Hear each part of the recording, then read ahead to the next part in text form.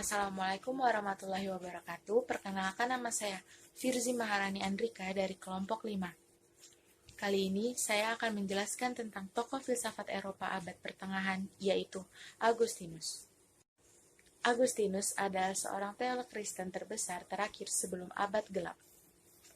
Dia lahir di Tagaste 13 November tahun 354 dan meninggal di Hippo pada tanggal 28 Agustus tahun 430. Agustinus, dia adalah seorang yang hidup di saat tahun-tahun kekaisaran Romawi sedang merosot. Terpelak lagi seorang teolog terbesar pada zamannya. Dia adalah seorang filsuf dan teolog Latin dari provinsi Afrika. Kekaisaran Romawi dan umumnya dianggap sebagai salah satu pemikir Kristen terbesar sepanjang masa. Agustinus lahir di keluarga yang ayahnya tidak beragama dan ibunya adalah seorang penganut agama Kristen yang taat. Jadi dari lahir ia tidak dibaptis. Namun, setelah berkembang tumbuh hingga dewasa, Agustinus menjadi seorang anak yang sangat cerdas dan pandai. Pada usia 16 tahun, Agustinus dikirim ke Karthago untuk menuntut ilmu di sana. Setelah umur 19 tahun, Agustinus mulai belajar tentang filosofi. Tak lama sesudah itu, dia jadi pemeluk Manichaisme, agama yang didirikan sekitar tahun 240 oleh seorang nabi bernama Mani. Kemudian, tentang pemikiran Agustinus. Agustinus adalah seorang penulis Latin kuno pertama di kalangan Kristen, dengan satu visi yang sangat jelas mengenai antropologi teologis. Ia memandang manusia sebagai satu kesatuan sempurna dari dua substansi, tubuh dan jiwa. Dalam risalah terakhirnya yang berjudul tentang kepedulian yang diperlukan bagi orang meninggal di bab 5, yang ditulisnya pada tahun 420. Ia mendesak untuk menghormati jenazah karena tubuh adalah bagian dari kodrat dasar pribadi manusia.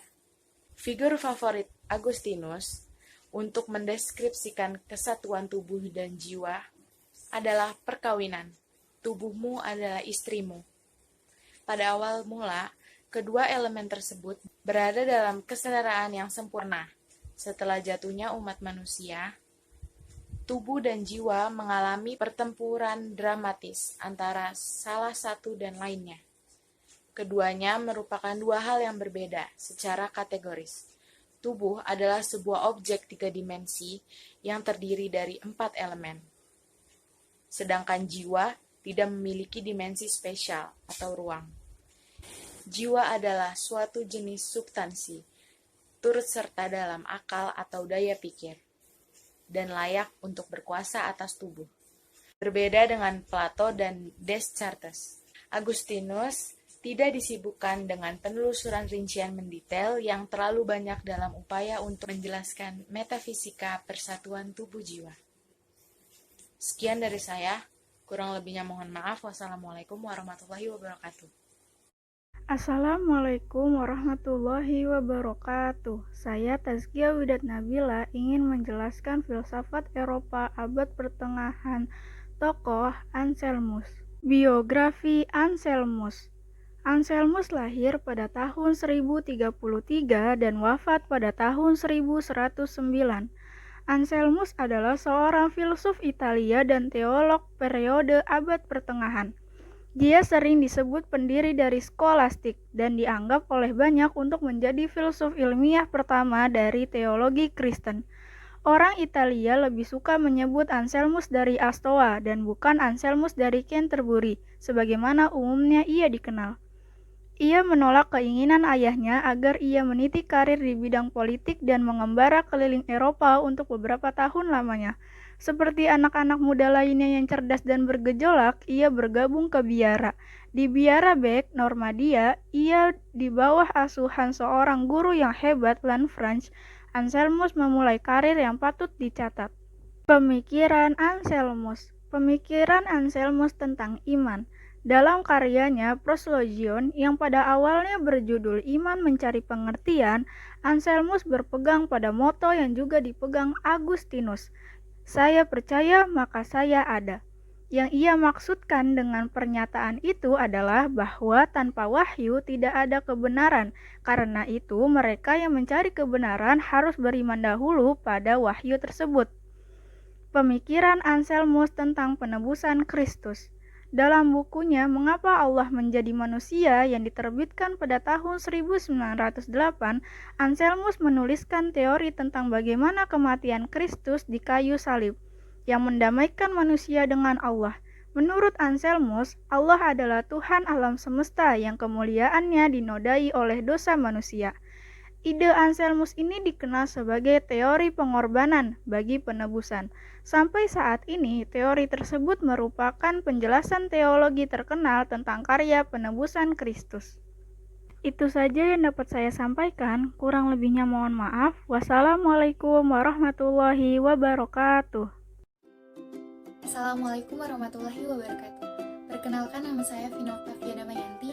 Di sini saya akan menjelaskan salah satu tokoh dari filsafat Eropa abad pertengahan, yaitu Thomas Aquinas. Thomas Aquinas salah satu tokoh filsafat barat pada abad pertengahan. Dilahirkan di Lombardy, Rosasika, daerah di Kerajaan Nepal, Italia, pada tahun 1225 Masehi. Dia berasal dari keluarga bangsawan Kaisar Frederick I dan Henry VI. Thomas Aquinas terlahir dari pasangan Pangeran Landulf keturunan Aquino dan Theodora, seorang Countess of Theano. Thomas Aquinas yang pertama adalah Thomisme. Thomisme adalah aliran filsafat yang dicetuskan sebagai hasil pemikiran Thomas Aquinas, seorang imam Katolik yang saleh. Kata Thomisme berasal dari Summa Theologica, salah satu dokumen paling berpengaruh dalam filsafat abad pertengahan dan terus dipelajari oleh generasi penerus, bahkan generasi sekarang. Yang kedua adalah Essentia dan Eschatia. Menurut filsafat ini, Tuhan adalah sempurna keberadaannya dan tidak berkembang.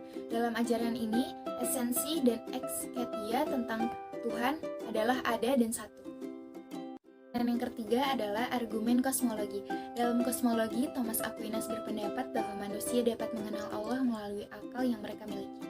Meskipun pengetahuan tentang Allah yang mereka peroleh dengan akal tersebut tidak jelas dan menyelamatkannya.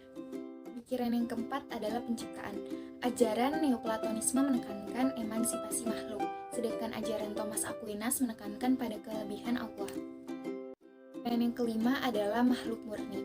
Dalam teori filsafat ini, para malaikat yang merupakan makhluk rohani yang murni juga tersusun dari essentia dan eschatia. Keenam adalah jiwa. Pada filsafat jiwa, hal yang ditekankan adalah hakikat dan ekstensi manusia. Menurut teori ini, manusia adalah makhluk yang berdiri sendiri dan tersusun atas bentuk dan materi. Manusia memiliki jiwa atau ruh dengan tubuh atau jasad sebagai bentuknya. Pemikiran yang terakhir adalah etika teologis. Filsafat etika teologis yang disampaikan oleh Santo Thomas Aquinas ini mengajarkan tentang moral. Etika mencakup moral yang diberlakukan bagi manusia sebagai individu maupun kelompok atau masyarakat. Menurut ajaran ini merupakan cahaya yang diturunkan oleh Allah dari cahaya manusia atau diturunkan dari tabiat manusia sebagai makhluk sosial yang hidup dalam lingkungan masyarakat. Terima kasih atas perhatiannya. Sekian dari saya. Wassalamualaikum warahmatullahi wabarakatuh. Assalamualaikum warahmatullahi wabarakatuh. Perkenalkan, saya Yasmin Putri Irawan dari program studi psikologi. Di sini saya akan menjelaskan salah satu tokoh filsafat Eropa abad pertengahan, yaitu René Descartes. René Descartes lahir pada 31 Maret 1596 di kota Hay, Prancis. Ia wafat pada 11 Februari 1650 karena pneumonia. Ayahnya bernama Joachim, ia adalah seorang hakim. Dan ibunya bernama Jane Brochard, ia adalah seorang pegawai kerajaan. Pada tahun 1618, ia bergabung dengan tentara Pangeran Maurits. Sedangkan di tahun 1619, ia bergabung dengan tentara Duke Bavaria. Lalu di tahun 1649, ia diundang oleh Ratu Christina Swedia untuk mengajarkan filsafat. Karya-karya Descartes.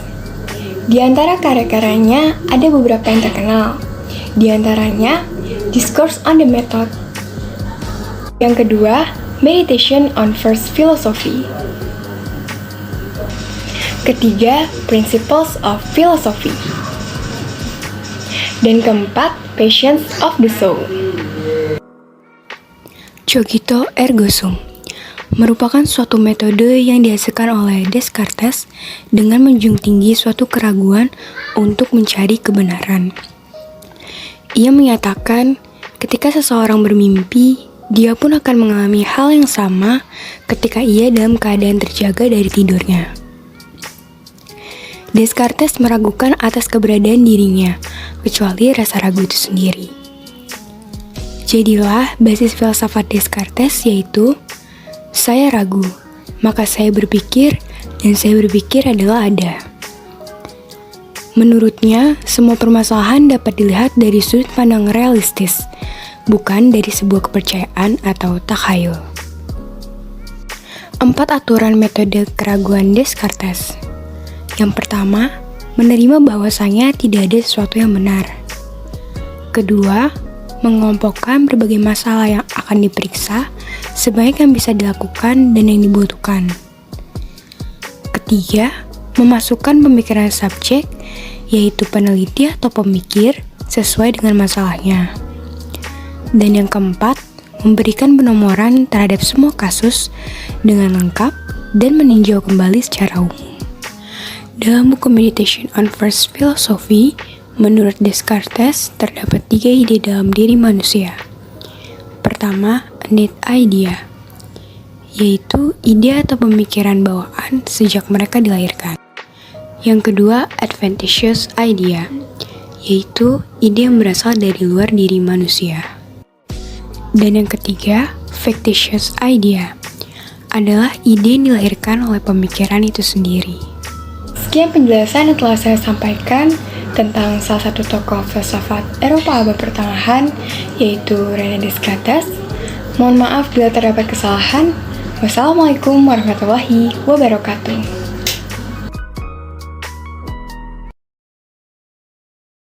Assalamualaikum warahmatullahi wabarakatuh. Perkenalkan, nama saya Amanda Zahra Falika Refliza. Saya dari kelompok 5.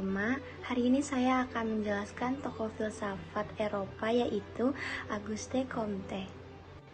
Auguste Comte lahir pada 19 Januari 1798 di Montpellier, Prancis, dan meninggal dunia pada 5 September 1857 di Paris. Semasa hidupnya, Comte juga menghabiskan waktu dengan membaca buku filsafat dan sejarah. Dirinya sangat tertarik dengan para pemikiran beberapa tatanan dalam sejarah manusia.